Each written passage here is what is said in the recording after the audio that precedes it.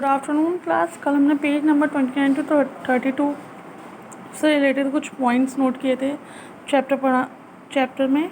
आज हम 32 से टू 35 रिलेटेड पॉइंट नोट करेंगे। फर्स्ट है आपका rough material have bumps and ridge on their surface that can be filled. Rough material वो होता है जिसके सरफेस पर बम्प्स एंड रिड्स होते हैं और उन्हें हम फील कर सकते हैं। Smooth material have no bumps and ridges और ridges and have a plain surface so they feel smooth.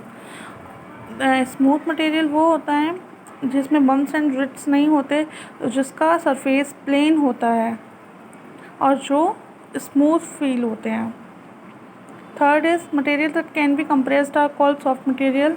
ऐसे मटेरियल जिन्हें हम कंप्रेस्ड कर सकते हैं वो हमारे सॉफ्ट मटेरियल होते हैं। Fourth material that can not be compressed are called hard material.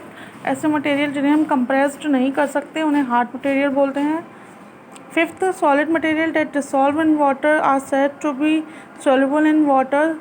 ऐसे सॉलिड मटेरियल जो वाटर में घुल जाते हैं उन्हें हम घुलनशील कहते हैं या सॉल्युबल इन वाटर कहते हैं, सॉल्युबल कहते हैं।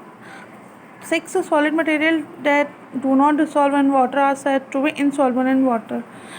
ऐसे सॉलिड मटेरियल जो वाटर में नहीं घुलते हैं, नहीं डिसॉल्व होते हैं, उन्हें हम इनसॉल्युबल कहते हैं, अघुलनशील।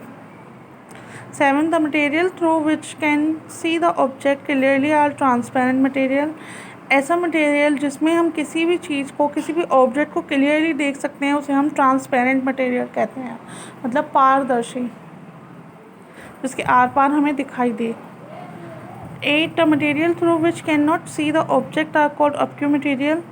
ऐसे मटेरियल जिसमें हम ऑब्जेक्ट को नहीं देख सकते उसे ऑब्क्यू मटेरियल कहते हैं, मतलब अपारदर्शी।